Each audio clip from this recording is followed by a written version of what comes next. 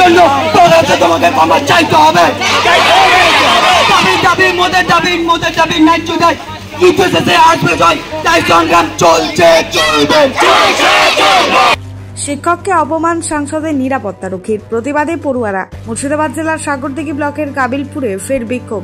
বেহাল রাস্তাকে ঘিরে শুরু হওয়া প্রশাসনিক জটিলতা এবার রূপ নিল ক্ষোভে। জানা গেছে, দীর্ঘদিন ধরেই কাবিলপুরের মানুষ পিডব্লিউডির আওতায় রাস্তা পুনর্নির্মাণের দাবি জানিয়ে আসছেন।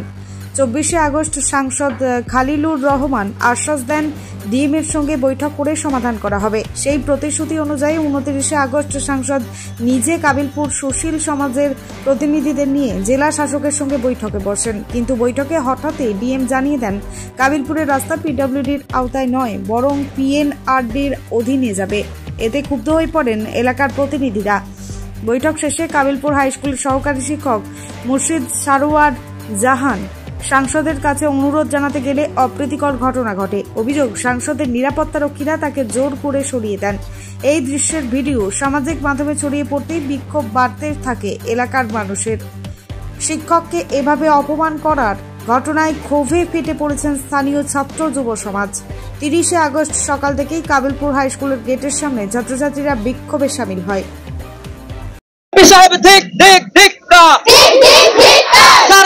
অপমান মানছি না, মানবো না, মানছি না, মানবো না। এমপি সাহেব হাই হাই, এমপি সাহেব হাই হাই। সুশীল সমাজের অপমান মানছি না, মানবো না। অবিলম্বে ক্ষমা চাইতে হবে, অবিলম্বে ক্ষমা চাইতে হবে, অবিলম্বে ক্ষমা চাইতে হবে। এমপি সাহেব ধিক ধিক ধিক্কা, এমপি সাহেব ধিক ধিক ধিক্কা, এমপি সাহেব ধিক ধিক ধিক্কা।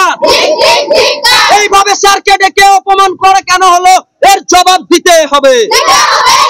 এই জবাব চাই, জবাব দাও। এই এমপি সাহেব জবাব দাও। অবিলম্বে ক্ষমা চাইতে হবে, এই অবিলম্বে ক্ষমা চাইতে হবে। এই দাবিতে ছাত্র সমাজ লড়ছে, লড়বে। এই দাবিতে ছাত্র সমাজ লড়ছে, লড়বে। এই দাবিতে ছাত্র সমাজ লড়ছে, লড়বে। এই শিক্ষক সমাজ লড়ছে, লড়বে। কি কারণে তোমাদের বিক্ষোভ?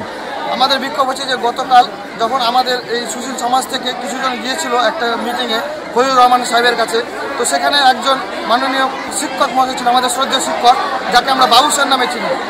তো খলিলুলের বডিগার্ড ওর কি যোগ্যতা আছে আমাদের স্যারের গায়ে হাত দেওয়ার?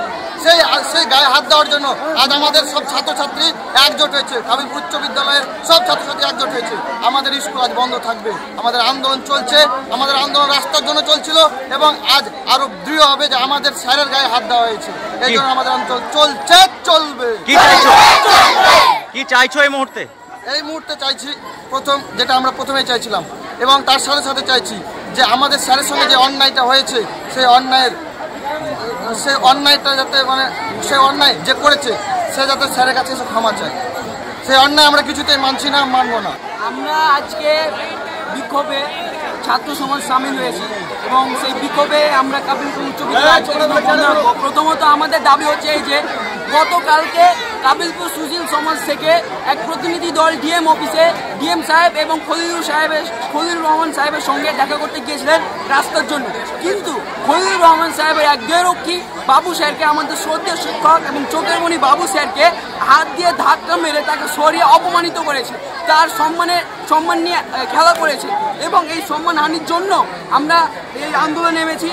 এই আন্দোলনের একমাত্র দাবি যে প্রকাশ্যে খলিলুর রহমান মহাশয়কে তাকে বাবু স্যারের কাছে, আমাদের শ্রদ্ধেয় শিক্ষক বাবু স্যারের কাছে ক্ষমা চাইতে হবে গতকালকে সম্মানহানির জন্য।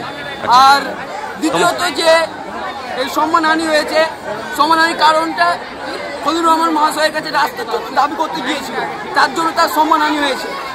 এই রাস্তার জন্য যখন দাবি করতে গিয়েছিল পিডব্লিউ রাস্তার জন্য, তার জন্য তার সম্মানহানি হয়েছে। সেহেতু তাকে এই ক্ষমা তো চাইতে হবে খলিলুর রহমানকে প্রকাশ্যে এবং তার সঙ্গে সঙ্গে রাস্তাটিকে পিডব্লিউডির হাতে হস্তান্তর করতে হবে। আজকের যে ঘটনা ঘটছে ইতিবাচক এবং সংশোধনমূলক ঘটনা, না। একজন শিক্ষক বা শিক্ষক সমাজের প্রতি মানুষের ভালোবাসা আজকের দিনে যে অভাব সেটা প্রমাণ হয়েছে। শিক্ষকরা স্কুলে পাঠদানের কাজও করেন না, সমাজ করার কাজও করেন। এই জন্যেই যখন রাস্তার আন্দোলনে কিছু যুবক একজন বা শিক্ষা প্রতিষ্ঠানের নেতৃত্ব চাইছিলেন, তখন আমরা বাবু মাস্টারকে এগিয়ে দিয়েছিলাম। তিনি এই সুদূর সমাজের পক্ষ থেকে কতগুলো কর্মসূচি দেওয়া হয় তাতে শিক্ষক সমাজের প্রতিনিধি হিসেবে উপস্থিত থাকেন। ব্যুরো রিপোর্ট, চেতনা নিউজ।